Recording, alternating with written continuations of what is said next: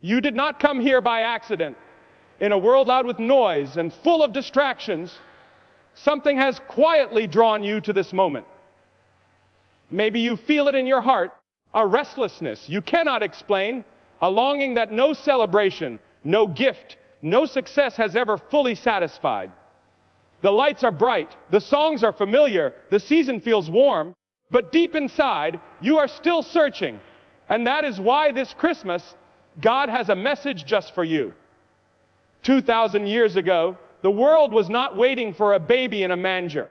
It was waiting for power, for armies, for a king who would conquer with force. But God did something unexpected. He stepped into human history not with thunder, but with tenderness. Not in a palace, but in a stable. Not surrounded by royalty, but by shepherds, the forgotten, the overlooked, the ordinary. And in that moment, heaven whispered to earth, I have not forgotten you. Christmas is not just a date on a calendar. It is not merely a tradition passed down through generations. It is the declaration that God saw our brokenness and chose to come close. He saw our sin and responded with love. He saw our fear and answered with hope. The child born in Bethlehem was not just a baby. He was a message wrapped in flesh, a promise breathing among us. Some of you listening today are carrying invisible burdens. You smile for others, but your heart feels heavy. You have regrets that haunt you at night. You have prayers that seem unanswered. You have wounds from words spoken long ago that still echo in your soul. And you wonder, does God really see me? Does He care about my pain? Christmas answers that question with a resounding yes. That baby in the manger grew up. He walked among the poor, touched the untouchable, welcomed the sinner, and spoke words that shook hearts awake. He did not come to shame you. He came to save you. He did not come to condemn you. He came to redeem you. He came for the broken, the lost, the weary, and the ones who thought they were too far gone. There is a reason Christmas stirs something deep inside us. It reminds us that light still shines in darkness, that love still enters messy places, that God does not wait for us to clean ourselves up before He comes. He comes right into the chaos. He comes into the loneliness of empty homes, the silence of unanswered prayers, the ache of hearts that feel forgotten. You may be surrounded by people this Christmas and still feel alone. You may have gifts under the tree and emptiness in your soul. You may be celebrating, yet grieving at the same time. And God says to you, I am here. Not as a distant idea, not as a cold religion, but as a living Savior who knows your name. The message of Christmas is not that you must be better to come to God. It is that God came to you because you could never be good enough on your own. Grace is the heartbeat of Christmas, undeserved, unearned, unconditional. God's love does not depend on your past, your mistakes, or your failures. It depends on who He is. Many missed Him when He came the first time. They were too busy, too proud, too distracted. The inn was full, but hearts were empty. And today, the same danger exists. We can celebrate Christmas and still miss Christ. We can honor the season and ignore the Savior. Yet God, in His mercy, still calls. He calls you not to religion, but to relationship. Not to rituals, but to redemption. Not to fear, but to forgiveness. The cross was always part of the story. The manger pointed to Calvary. The baby was born to die so that you could truly live. Love carried Him from the cradle to the cross, and love held Him there. This is the message God has for you this Christmas. You are loved more than you can imagine. You are worth the price He paid. Your life has purpose beyond what you can see right now. No matter how dark your night feels, the light has come. Maybe you have tried to fill the emptiness with success, pleasure, or applause, and still feel unsatisfied. Maybe you have walked away from faith, disappointed or hurt. Maybe you feel unworthy to come back, but the door is still open. Grace is still available, and God is still calling your name. Christmas is God saying, come home, not tomorrow, not someday, Today, he is not asking for perfection, he is asking for surrender. He is not asking you to carry your burdens alone, he is inviting you to lay them down. The shepherds heard the message and ran to see it for themselves. The wise men followed the light, even when the journey was long. The question is not whether God has spoken. The question is how you will respond. This Christmas can be just another holiday, or it can be a holy moment. It can pass like every other season, or it can mark the beginning of a changed life. God's message is clear, simple, and powerful. I love you. I came for you. I am with you. Do not let this moment slip away. In the quiet of your heart, listen. The same God who entered the world that holy night is standing at the door of your life. And if you open it, he will come in, bringing peace that passes understanding, hope that does not fade, and a love that will never let you go. This Christmas, God has a message just for you. Will you receive it? Christmas is God stepping into our broken world to say, I have not forgotten you. From the very beginning, humanity has carried the weight of separation, fear, and failure. Hearts have been restless, searching for meaning, longing for assurance that life is more than survival. Generation after generation cried out in silence, wondering if heaven was distant or deaf. Then, in the fullness of time, God did not send an argument or a philosophy. He sent himself. He entered the human story quietly, deliberately, wrapped not in glory but in humility. The world into which he came was fractured, just like ours. People were oppressed, families were divided, hope was scarce, and faith felt fragile. Yet God chose that exact moment to step in, not when humanity was at its best, but when it was desperate. The message of Christmas is not that the world was worthy, but that God was willing. He came to a people who were tired of waiting and afraid of being forgotten. A baby's cry pierced the silence of Bethlehem, and with it came a declaration stronger than any army or empire. God had not abandoned his creation. He had not turned away from human pain. He had seen every tear, every injustice, every broken promise, and he responded not with distance, but with closeness. The manger became heaven's answer to the question of whether God still cared. God stepping into the world means he understands hunger, exhaustion, rejection, and sorrow.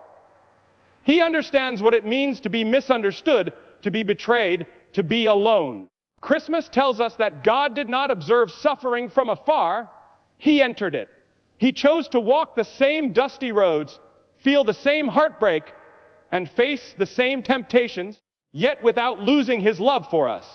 Many people today still feel invisible. They sit in crowded rooms and feel unseen. They scroll through endless messages yet feel unheard. They carry burdens no one else knows about and wonder if their lives matter. Christmas answers that ache by revealing a God who notices the overlooked, who draws near to the forgotten, who steps into the margins where pain often hides. When God came as a child, he came without force or demand. He came offering presence. His arrival declared that human worth is not measured by success, strength, or status, but by love. Shepherds were among the first to hear the news, reminding us that God's attention is not reserved for the powerful, but extended to the humble and weary. The brokenness of the world did not repel God, it invited him. The darkness did not stop the light, it revealed its necessity. Christmas stands as proof that no situation is too messy, no heart too damaged, no life too far gone for God to enter. His coming was intentional, personal, and filled with purpose. Every candle lit, every song sung, every moment of quiet reflection carries this truth: God sees you. He knows your story. He has stepped into history to make himself known. Christmas is not God shouting from heaven, but God whispering through a cradle that his love has crossed every distance to reach us. Jesus came not to condemn the sinner, but to rescue the lost and heal the broken. From the moment he entered the world, his mission was clear: to seek those who felt unworthy, unwanted, and beyond hope. Humanity had learned to live under the weight of guilt and shame, constantly measuring itself against laws it could never fully keep. Many believed God's response to failure would be punishment, distance, or rejection. Christmas shattered that fear by revealing a Savior whose first movement toward humanity was mercy. The world expected judgment, but God offered grace. People were accustomed to being labeled by their past mistakes, their reputations, and their weaknesses. Yet Jesus consistently looked beyond what others saw. He saw hearts, not records. He saw potential where others saw failure. His presence alone challenged the belief that broken people had no place near God. From his earliest days, his life carried this message. He grew among ordinary people, not religious elites. As he walked through towns and villages, he was drawn to those society pushed aside, the sinner, the outcast, the wounded, the ashamed. He did not wait for them to become righteous before approaching them. He went to them where they were, speaking words that restored dignity and awakened hope. Condemnation drives people deeper into hiding, but compassion brings them into the light. Jesus understood this truth. He did not excuse sin, but he refused to define people by it. His words carried authority, yet his touch carried tenderness. He healed bodies, but he also healed hearts weighed down by years of regret. In his presence, people felt seen, known, and still loved. Many today still live under the shadow of condemnation. They replay their failures, believing they are disqualified from grace. They assume God's primary emotion toward them is anger or disappointment. Christmas confronts that lie. The birth of Jesus declares that God's response to human brokenness is not rejection, but redemption. Jesus came because humanity could not save itself. No amount of effort, religion, or good behavior could erase guilt or restore what was broken. Rescue required intervention. Healing required a healer. God stepped into time because love would not allow him to stay distant while his creation suffered. The cross was always ahead, even in the manger. His rescue mission would cost him everything. Healing the broken would require him to carry their wounds. Saving the lost would require him to enter their darkness. Christmas marks the beginning of that journey, where love chose sacrifice and mercy chose pain so that forgiveness could become possible. This message matters because brokenness did not disappear with history. People still feel lost, trapped in cycles they cannot escape, burdened by choices they wish they could undo.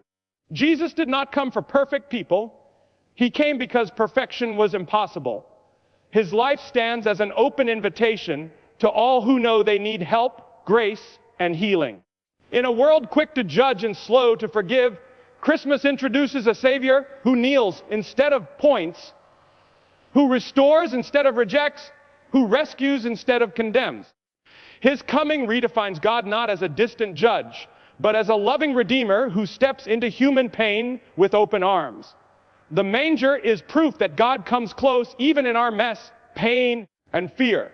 It was not a sanitized place, not prepared for royalty, not worthy by human standards. It smelled of animals and hay, filled with noise and uncertainty, and yet it became the chosen place for heaven to touch earth. God did not wait for perfect conditions before he arrived. He entered reality as it was, not as we wished it to be. So many people believe they must fix themselves before God will draw near. They think they need to silence their doubts, overcome their habits, clean up their failures, and hide their fears. Christmas tells a different story. God came first. He stepped into disorder, not after it was resolved, but right in the middle of it. The manger declares that God is not afraid of human weakness. Fear surrounded that night. A young mother unsure of what lay ahead. A father trying to protect what he could not fully understand. A nation under oppression. A world restless and uncertain. Yet God chose that exact moment to come close. Not with explanations, but with presence. Not with demands, but with nearness. Pain has a way of making people feel distant from God. Suffering convinces hearts that they have been overlooked. But the manger stands as a contradiction to that belief. It says that God enters suffering, that he does not remain distant when life becomes heavy. He understands what it means to begin life without security, comfort, or applause. The closeness of God is not theoretical at Christmas, it is physical. He took on flesh. He breathed air. He felt cold nights and warm days. He experienced hunger and fatigue. By coming so near, he removed the idea that God is unreachable. The manger whispers that God is approachable, accessible, and willing to be found in unexpected places. Many people live with internal chaos. Their lives may appear calm on the outside, but inside there is confusion, grief, anxiety, and unresolved pain. Christmas speaks directly into that hidden struggle. If God could enter a stable, he can enter a troubled heart. If he could lie in a feeding trough, he can meet someone at their lowest point. God's closeness is not dependent on human performance. The shepherds did not prepare themselves. They were invited as they were.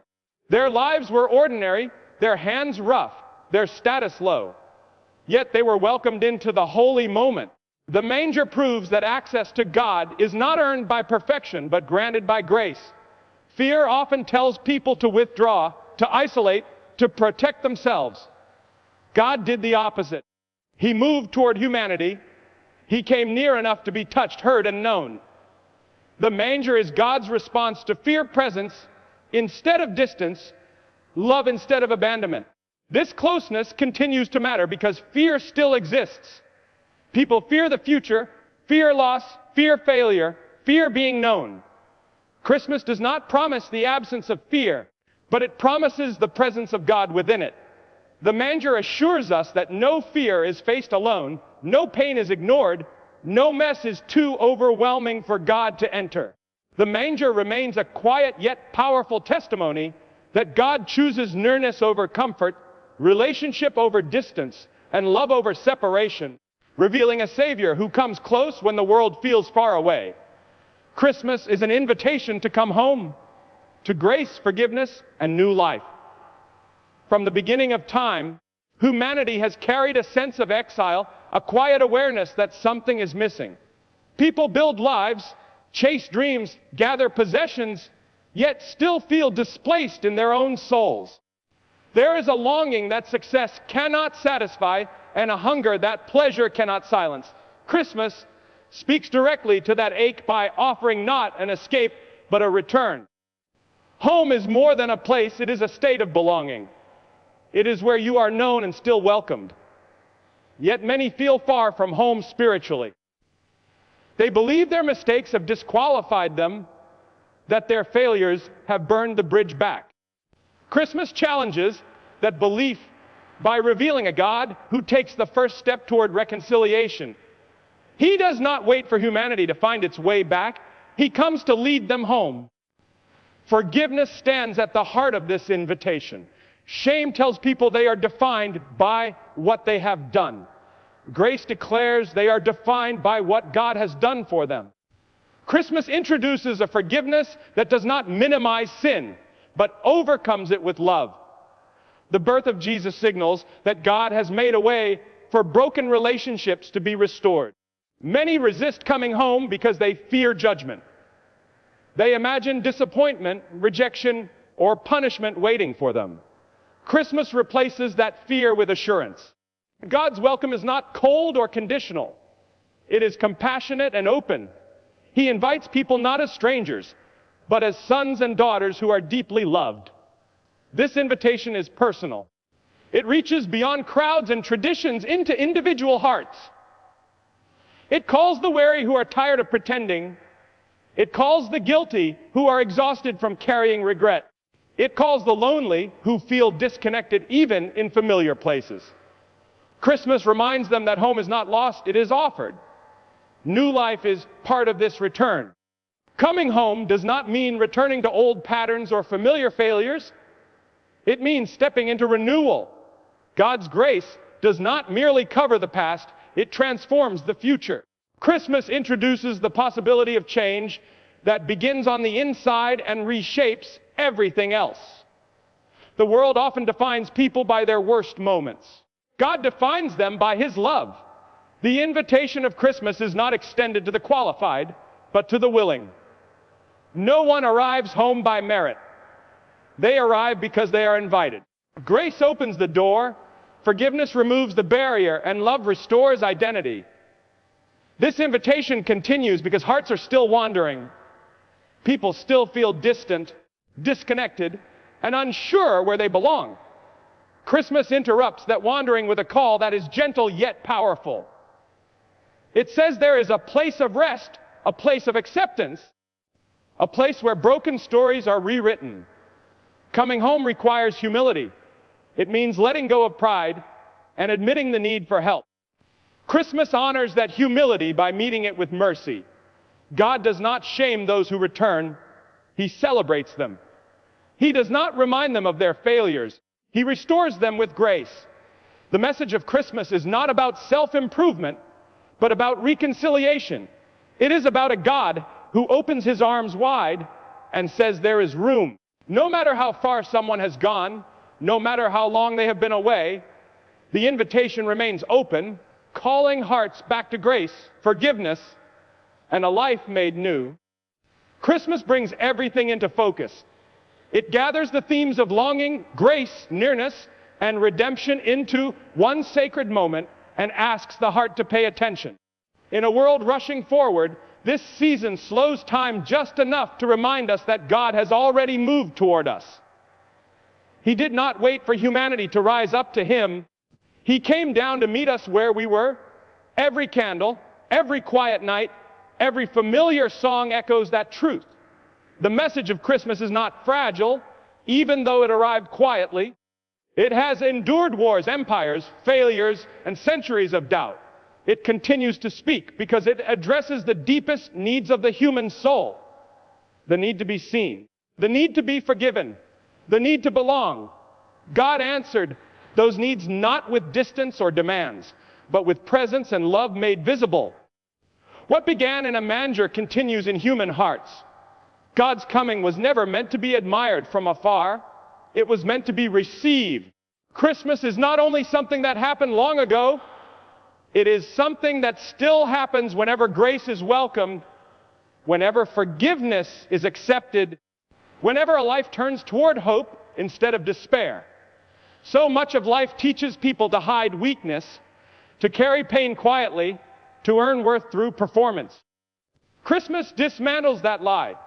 It reveals a God who enters weakness, who meets pain with compassion, who gives worth freely. The birth of Jesus reframes how we see ourselves and how we understand God. Love is no longer an abstract idea. It has a face, a name, and a story. This season gently exposes what truly matters. Not perfection, but surrender. Not appearance, but honesty. Not self-sufficiency, but trust. Christmas does not deny the reality of suffering or brokenness. It meets it with light. It does not erase scars, but it gives them meaning. It does not promise easy paths, but it promises faithful presence. God's message at Christmas is steady and unchanging. He is near, He is willing, He is for us. That truth does not fade when the decorations come down or when life grows difficult again. It remains as an anchor for the soul, reminding us that we are not alone and never have been. Every story, no matter how fractured, is capable of redemption. Every heart, no matter how weary, is capable of renewal. Christmas stands as evidence that God specializes in beginnings, even when circumstances seem like endings. The light that entered the world that night continues to shine, quietly but powerfully, calling people out of fear and into hope. In receiving this message, life is not suddenly free from struggle, but it is filled with meaning. The promise of Christmas is not escape, but Emmanuel, God with us in joy, with us in sorrow, with us in doubt and faith alike. The story that began in humility continues in grace, offering peace to restless hearts and reminding the world that love has come and has never left.